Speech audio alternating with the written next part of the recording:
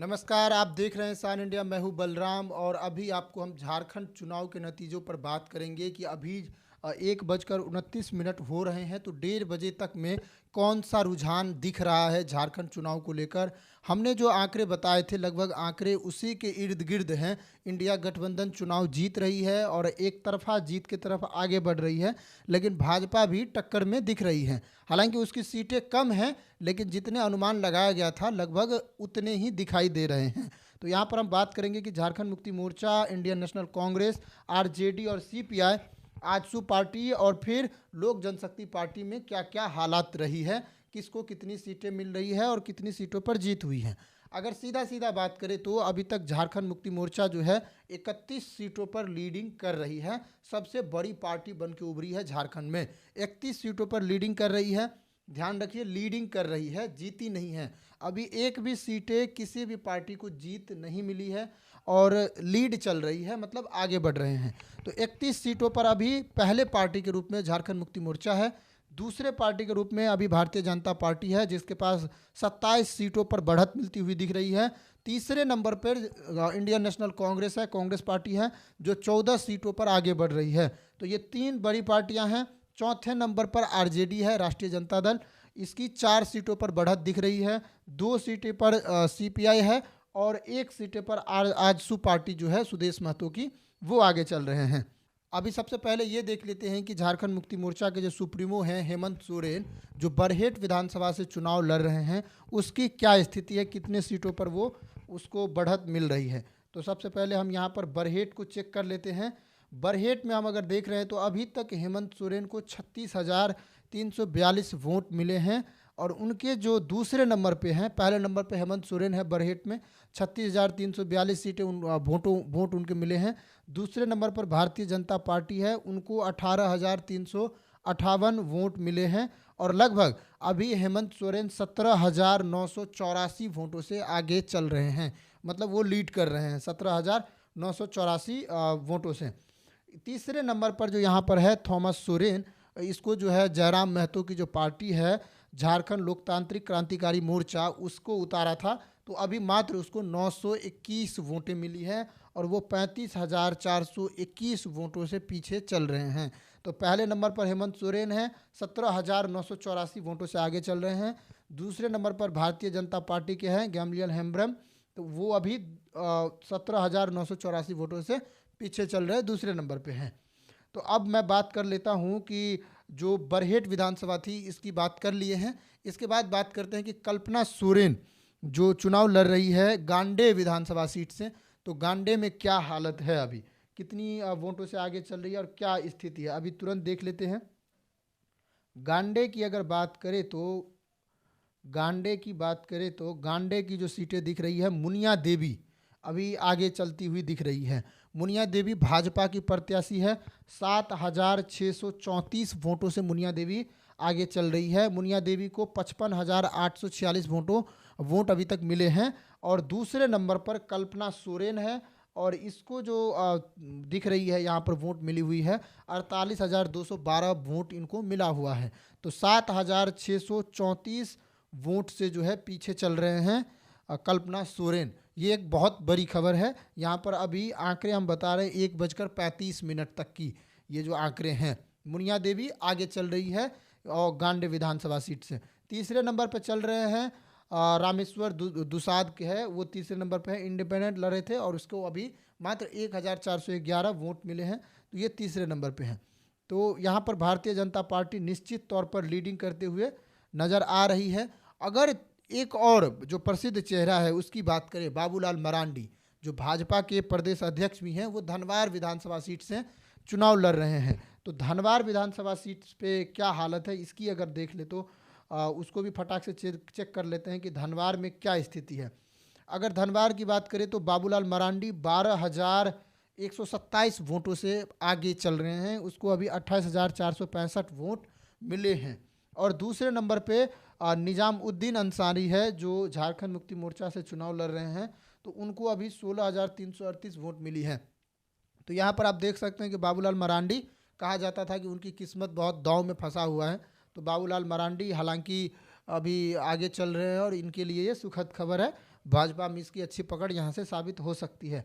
तीसरे नंबर पर यहाँ पर कम्युनिस्ट पार्टी से चुनाव लड़ रहे थे, उसका नाम है राजकुमार यादव, वो तीसरे नंबर पे है और इसको अभी 13,300 वोट मिली है।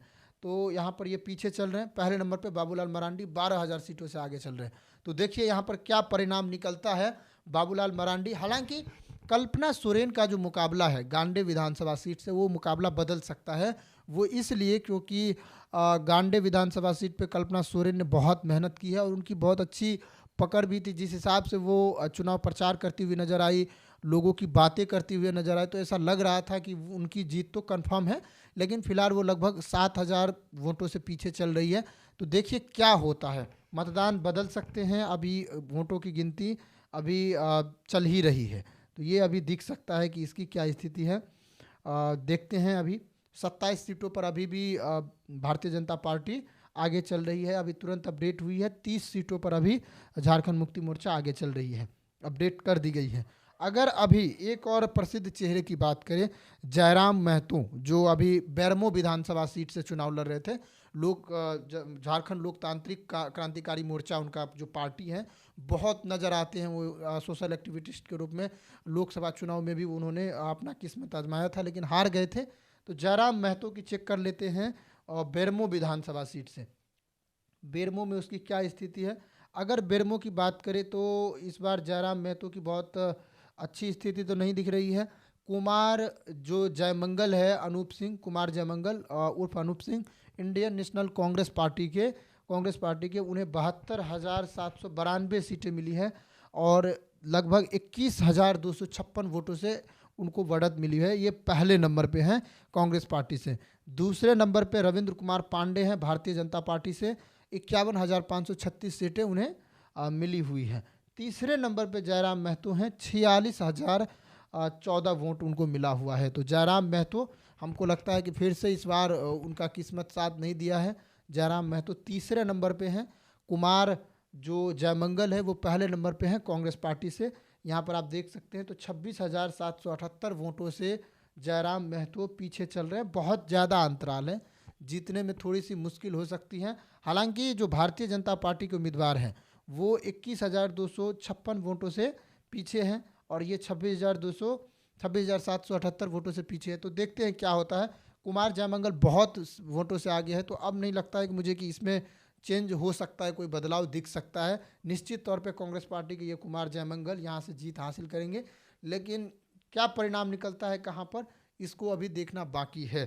तो आप यहाँ पर अगर एक और व्यक्ति चंपई सोरेन की बात करें, जो हाल ही में झारखंड मुक्ति मोर्चा को पार्टी को छोड़कर भारतीय जनता पार्टी में शामिल हुए थे और क्या कहा जा रहा था कि भारतीय जनता पार्टी चंपई सोरेन की मदद से ही चुनाव जीतेगी और उसी को मुख्यमंत्री कैंडिडेट बनाएगी।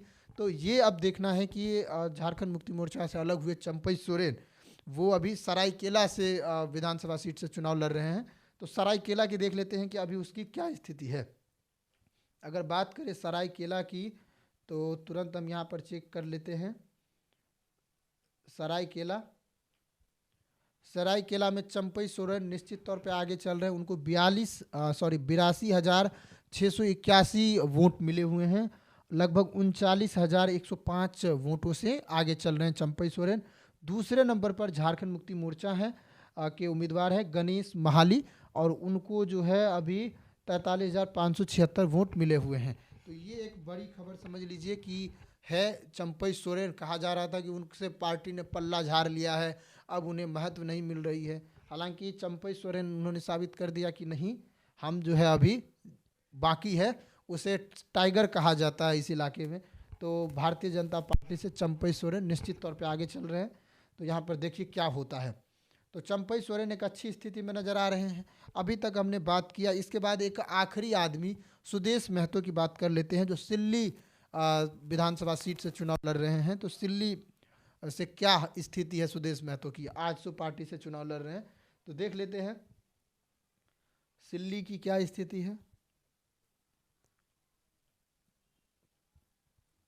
अगर सिल्ली की देखें तो यहाँ पर सुदेश कुमार महतो पीछे चल रहे हैं। झारखंड मुक्ति मोर्चा के कैंडिडेट अमित कुमार आगे चल रहे हैं और इनको जो है 30,563 वोट मिल गया है अभी तक और 8,371 वोटों से इनको बढ़त मिली हुई है। तो यहाँ पर सुदेश कुमार महतो पिछड़ गए हैं निश्चित तौर पे, और इनको जो है 8,371 वोट कम मिले हैं अमित कुमार से, और इनको टोटल वोट 22,192 मिला हुआ है। अभी तक हमने किसकी बात करी, झारखंड मुक्ति मोर्चा के सुप्रीमो हेमंत सोरेन की बात करी।